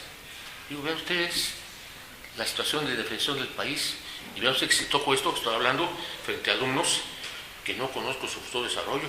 Hay algunos que sí van a hacer algo en la vida. He tenido alumnos que han sido embajadores, que han entrado por la puerta grande, difícil, al Servicio Exterior Mexicano, ¿verdad? Y alumnos que han sido gobernadores y no lo han hecho mal. Entonces, no puedo prejuzgar de la llegada. Las cosas están más difíciles hoy en día, pero existe algo de por medio sobre ese particular. Entonces, hemos visto dos preguntas, temas, de las que aparecen en nuestro temario, y todavía podríamos decir, como contenido de la Constitución, en la Constitución hay normas procesales. Hoy en día, es la época suya, y mía porque sigo siendo profesor. ¿Qué hay en esta época? El surgimiento muy intenso, ustedes lo saben, de un derecho procesal constitucional, ¿cierto o no? No se habla abundantemente en época actual de un derecho procesal constitucional. Es decir, como si surgiera un contenido adicional distinto. No. La explicación no es sencilla, por supuesto. Estoy viendo, voy a ver, tenemos tiempo todavía, estoy viendo el reloj, ¿verdad? Tenemos tiempo para explicar. Les voy a decir la explicación por qué hay un derecho procesal constitucional. ¿Por qué hay normas procesales? Eso es parte también de la cuestión del contenido. Dentro de la Constitución, en la Constitución hay normas procesales, sin duda. ¿Por qué hay normas procesales? Porque las hay en todas las ramas del derecho. ¿Estamos de acuerdo que en todas las ramas del derecho hay normas procesales? Agrario, normas procesales. Laboral, normas procesales. Mercantil, normas procesales. Agrario, normas procesales. Civil, normas procesales. Mercantil, normas procesales. ¿Sí? Todas las ramas del derecho tienen normas procesales. Constitucional, hay normas procesales. ¿Por qué se da este fenómeno? Yo tengo la explicación y la publiqué en un artículo en la revista de esta Facultad de Derecho. Dejé de publicar en la revista de la Facultad de Derecho, pues no sé si X, Y o Z personas físicas me obstaculizaban la publicación de mis artículos, me estarían como doctor Puchillador dando vueltas, y mi artículo, pues no, ya salieron artículos posteriores y no salían. Y el último tuve que sacarlo y lo publiqué en una revista de la Universidad La Salle de Derecho. Situación, pues fruto de la envidia, demonio verde de la envidia, o situación de antagonismo, porque pues no les gusta que uno publique. Vea usted la importancia de los artículos que publiqué. Uno de ellos se llamó, está vinculado con el amparo, nombramiento de ministros de la Corte, después del 95. Es decir, nombrar a las personas de mayor aptitud, y no esperar la mano elevada al presidente que lo proponga, sino autopostulación. Tiene elementos para poder llegar a ser ministro de la Corte y se busca el procedimiento respectivo a los mejores ministros. Un artículo se llamó Nombramiento de Ministro de la Corte, un tema importantísimo, en donde debieran llegar únicamente los que conozcan el jurisdicere, tengan entrenamiento, hayan sido magistrados del Fuero Común o del Fuero Federal 5 años por lo menos, y que pasen examen de amparo. Hoy tenía que pasar examen también de controversias y de acción y constitucionalidad, que pasen, como que yo pasé, para ser profesor por oposición de amparo, de conocimientos de amparo. Ya, examen, pero examen bien hecho y quizás con intención de notarios para que no vaya a haber traspipijes sobre el particular. Ese es mi artículo. Pero el otro artículo, que yo quiero referirme ahora, de lo procesal, que la cuestión de las normas procesales y en todas las ramas del derecho, ¿saben ustedes cómo lo llamé? Las grandes divisiones del derecho. Las grandes divisiones del derecho. Un artículo muy importante que todavía mendigué mendigo es el que pide y mendigo el que no da. ¿Ah? Y yo mendigué que publicaran mi artículo, ese sí me lo publicaron, otros posteriores ya no me lo publicaron, entonces me cambié, pues ya quizás regresar, ya cambiaron funcionarios y ya cambiaron, a lo mejor ya me publican y volver otra vez a mi facultad en el terreno de investigación jurídica monográfica, volver otra vez a mi facultad. Estoy marcando terrenos jurídicos, no es inútil lo que hablamos, si está vinculado con nuestra temática. Relación de derecho, ¿por qué? Hay una rama de la filosofía, esto sí es parte de la respuesta, se llama sistemática jurídica. Estamos explicando por qué hay normas procesales. Hay una rama de la filosofía que se llama sistemática jurídica, filosofía del derecho. Hay una parte de la filosofía del derecho que se llama sistemática jurídica.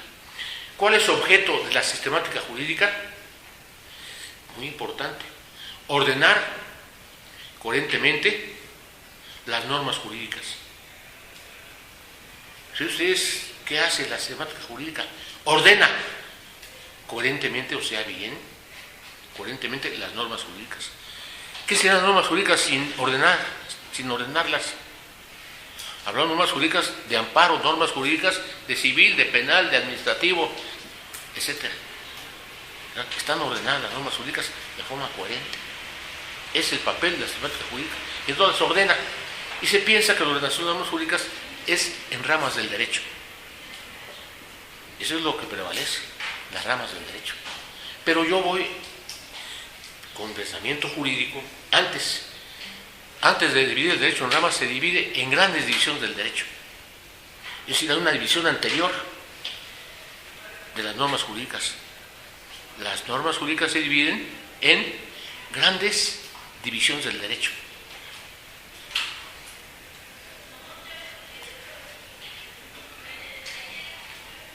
¿Y cuáles son esas grandes divisiones del derecho? Son grandes divisiones que se presentan en todas las ramas. Voy a mencionar una gran división del derecho y voy a mencionar otras, por supuesto. La primera, que el derecho no tiene una gran división de derecho como ciencia y derecho como conjunto normativo. No en todas las ramas del derecho hay esa gran división de ver esa rama del derecho como ciencia y ver esa rama del derecho como conjunto normativo. No es ciencia el derecho civil, no es ciencia de amparo, por supuesto, no es ciencia del derecho penal, por supuesto, ciencia del derecho mercantil, por supuesto, ciencia del derecho, la doctrina, fundamentalmente los pensadores, los preparados para investigar, para enseñar y para reflexionar y hacer ciencia del derecho. La ciencia del derecho es de todas las ramas del derecho, gran división del derecho. Y el derecho como conjunto normativo. Son conjuntos normativos también. Derecho penal, su conjunto normativo. Derecho mercantil, su conjunto normativo. Primera gran división del derecho. Segunda gran división del derecho. Derecho teórico y derecho práctico. ¿No es diferente el derecho teórico al práctico? No en cualquier rama del derecho se analiza lo teórico y lo práctico. No en todas las ramas del derecho hay práctica de esa rama del derecho y no hay teoría de esa rama del derecho. Todas las ramas del derecho son teóricas o prácticas, gran división del derecho. Se dicen las cosas muy fáciles, pero vean ustedes, ahí estaba todo eso, como la puerta de Alcalá. Mírala, ahí está. Y no la veían, y yo la vi y está en mi artículo respectivo. Busquen ustedes en internet o busquen ustedes en la revista de la facultad mi artículo sobre grandes divisiones del derecho. Tercera gran división del derecho: derecho público y derecho privado. En todas las ramas del derecho hay normas de derecho público y normas de derecho privado. ¿Sí sabían ustedes eso? ¿En qué consiste la distinción de derecho público y privado? Andan dando tumbos también. Yo tengo la distinción, es una distinción ontológica, de ontos, en griego y en latín, el ser, la esencia de lo jurídico. Ahí está la distinción de derecho público y derecho privado. Las normas son distintas en su esencia, no en su contenido ni en sus fines. Son distintas en su esencia. La esencia es distinta de las normas de derecho público, derecho privado. Las normas de derecho público tienen un sujeto, entidad soberana, Las normas de derecho privado no tienen una entidad soberana. Si entra en reglas de derecho privado, la entidad actúa como ente privado, no público. No es un ente soberano, deja de ser soberano. Si el Estado se da un contrato de arrendamiento para poner un juzgado de distrito, para hablar de un amparo, lo hace como ente de derecho privado, está rentando, es derecho privado, aunque sea una entidad pública, Poder Judicial de la Federación, está rentando un inmueble para juzgado de distrito y es derecho privado, en esencia, porque no impone su voluntad, no es entidad soberana.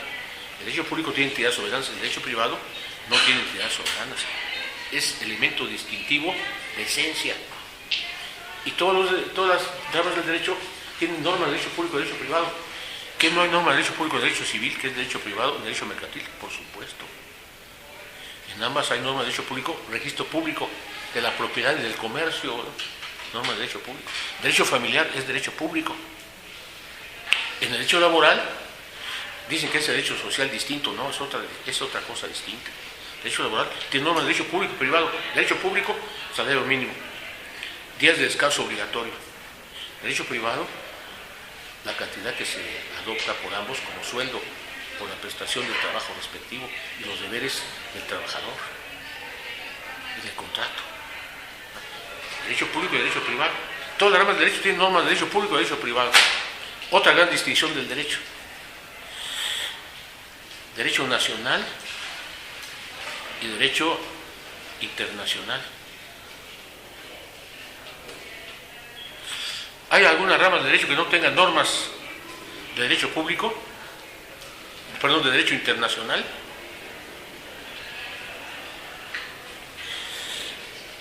No. En amparo, ¿hay normas internacionales? Sí. Equivocadas, por cierto, pero sí hay normas internacionales. ¿Qué no procede el amparo contra un tratado internacional? Por supuesto que sí. Que la situación es equivocada y ya lo veremos en su oportunidad, por supuesto que también. Si ustedes piensan que hay una rama de derecho que no tenga normas internacionales, díganme cuál y les pongo un ejemplo.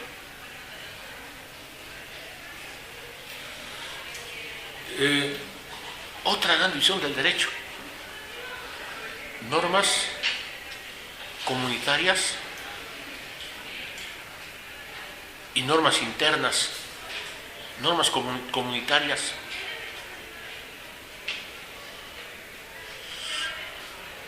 ¿Hay en México normas comunitarias? Sí. Tenemos normas comunitarias de la antigua ALAC, Asociación Latinoamericana de Libre Comercio, y normas comunitarias de la ALADI, en que hay un intento inicial y precario todavía para el libre comercio, para instaurar el libre comercio y pertenece a nuestro país al libre comercio. Y el Tratado de Libre Comercio se llama libre comercio, no es de libre comercio, es de Comisión Jurídica de Extranjeros, para favorecer a los norteamericanos y canadienses y para perjudicar a nuestro país ampliamente, de lo que nosotros advertimos con más de 20 violaciones a la Constitución, y no se aprobar tratados en contra de la Constitución. Yo se los dije a los senadores verbalmente y por escrito. Hablé 45 minutos en el Senado en contra del Tratado de Comercio.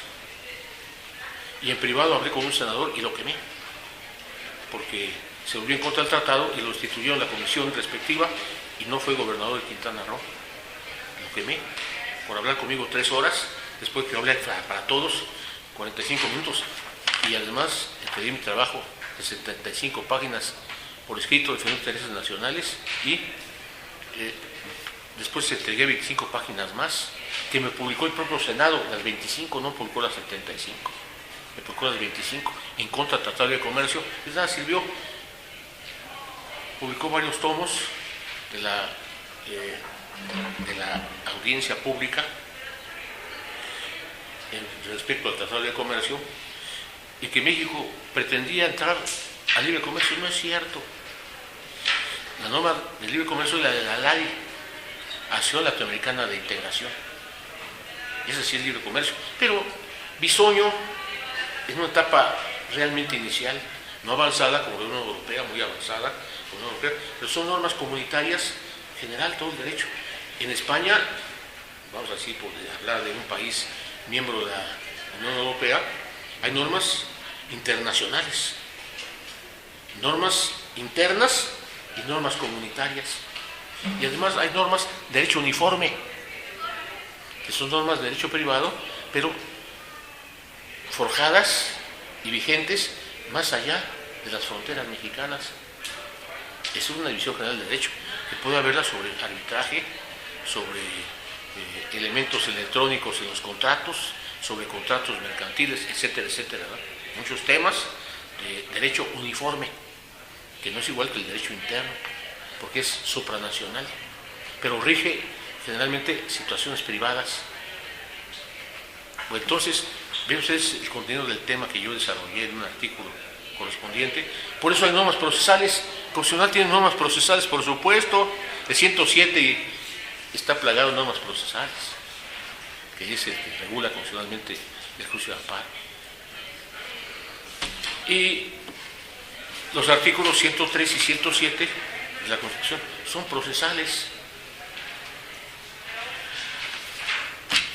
Bueno, entonces, ¿alguna duda con respecto a las partes integrantes de las dos primeras preguntas tema? Entonces ya tienen ustedes dos preguntas tema, y pues vean ustedes que van a tener que estudiarlas para recordarlas en el examen.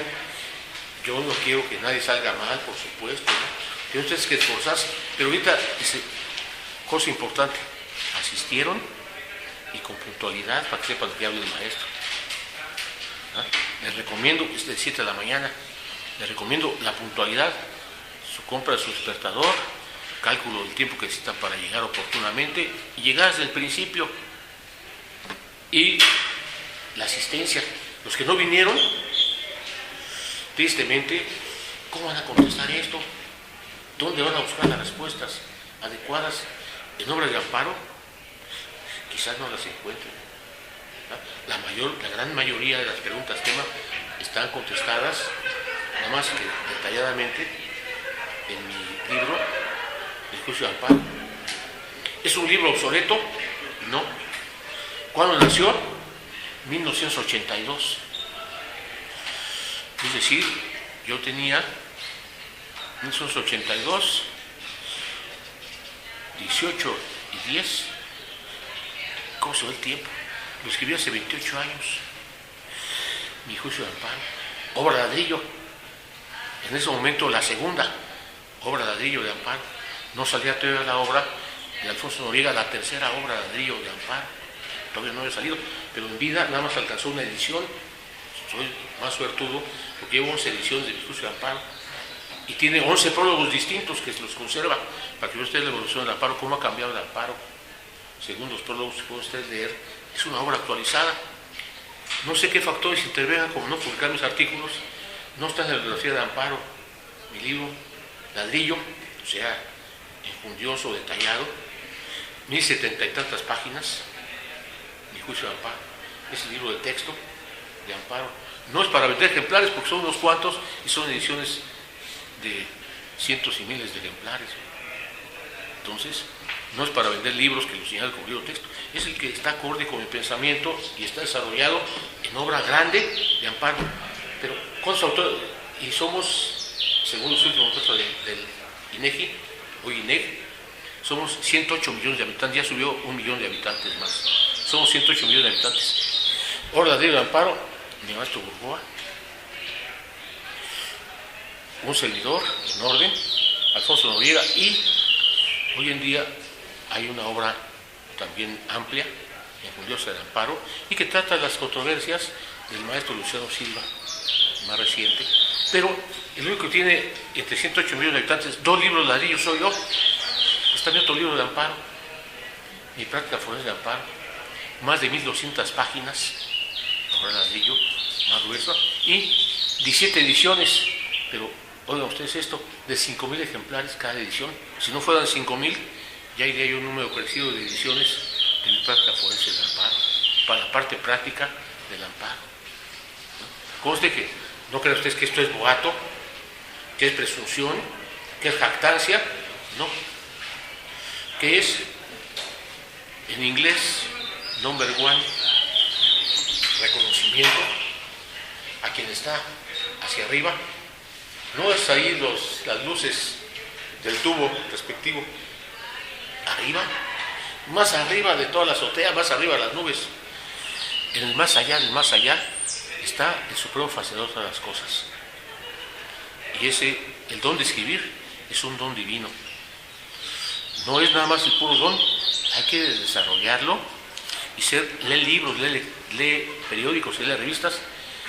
Desde la niñez, ya no fue desde la niñez, desde ahorita, pero intensamente, cotidianamente, para todo el futuro, para manejar adecuadamente el mensaje y para que su don de escritura, si lo tienen, se desarrolle. ¿Saben ustedes en más de 20 tesis de licenciatura que he dirigido cuántos poseían el don divino de escritura? 5.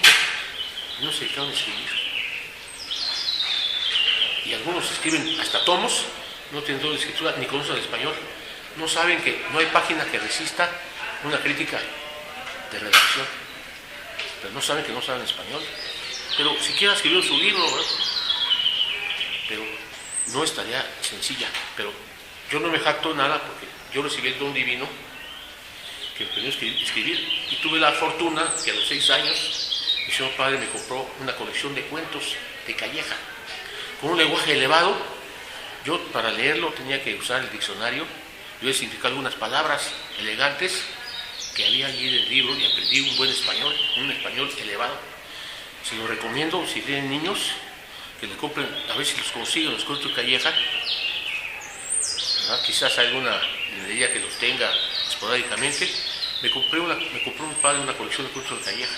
Me dio una feria de libros, me compró esos cuentos y fue a leer libros. Luego compré libros para infantes, españoles y argentinos.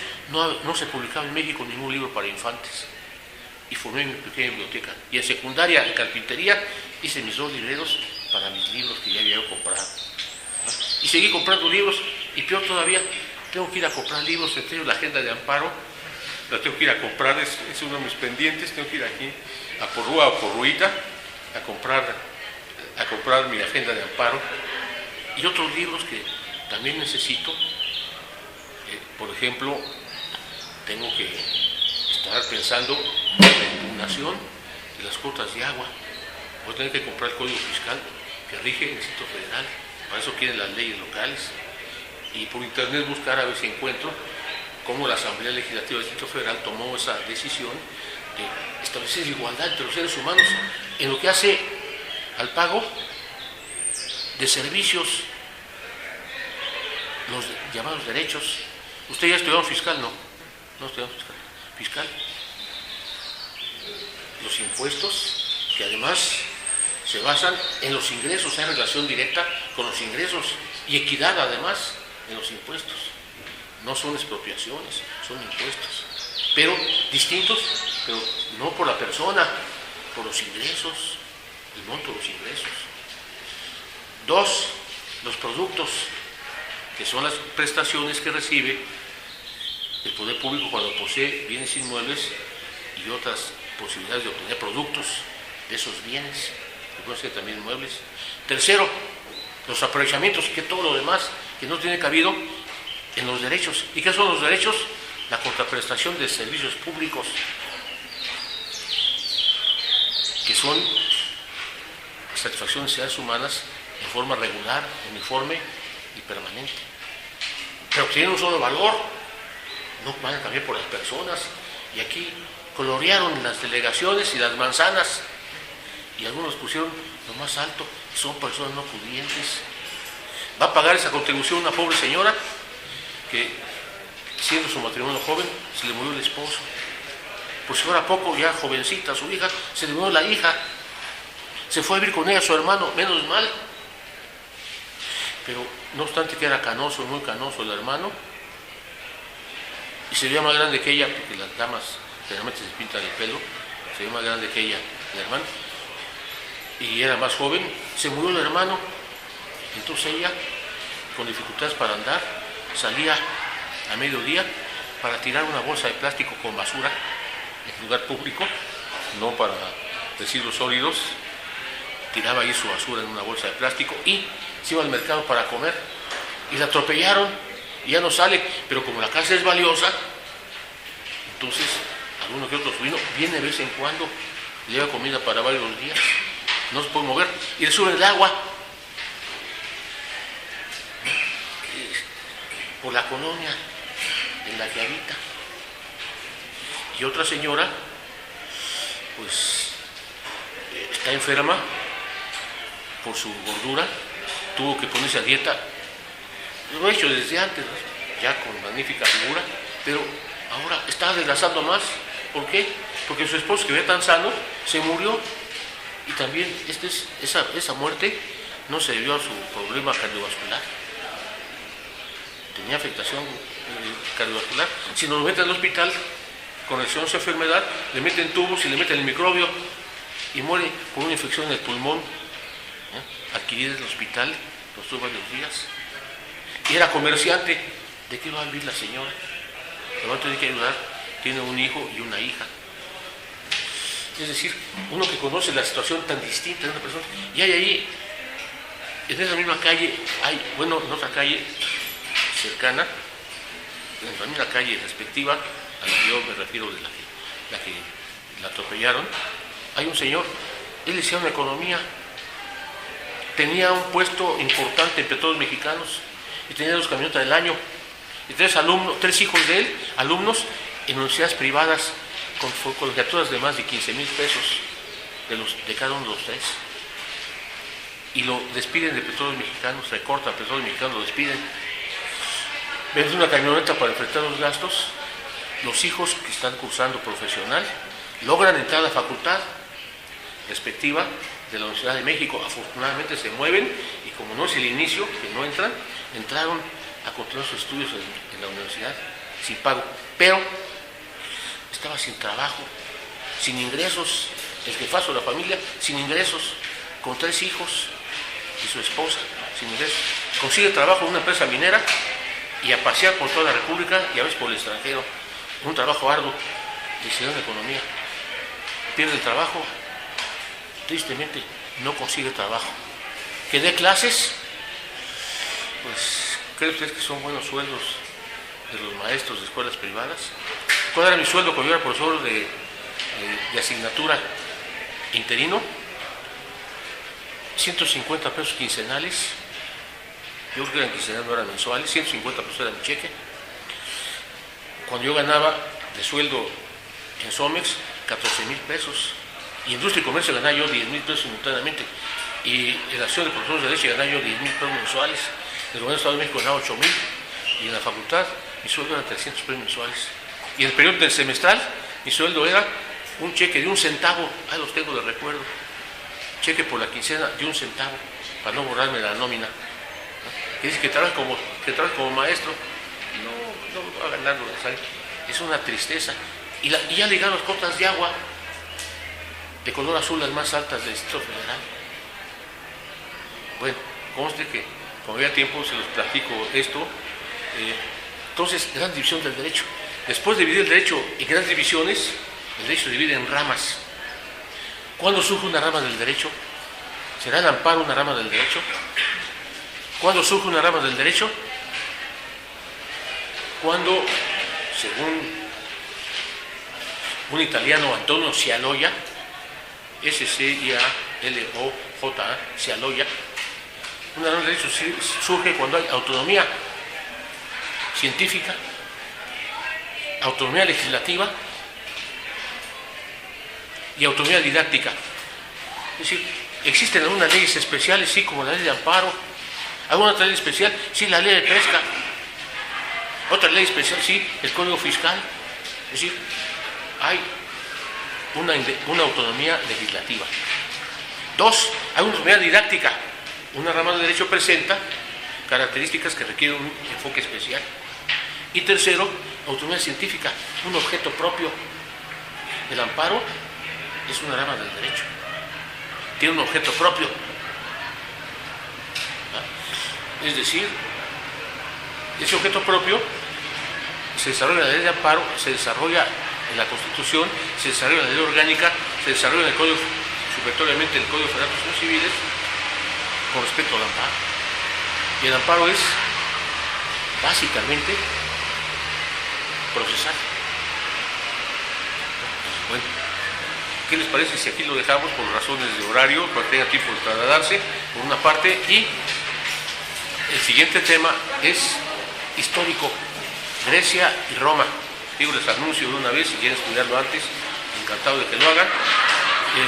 Entonces, conste que sé que es difícil esto, pero se los explico, no tienen que saber todo lo que he dicho porque es muy amplio, pero lo fundamental, he hecho hincapié en lo fundamental.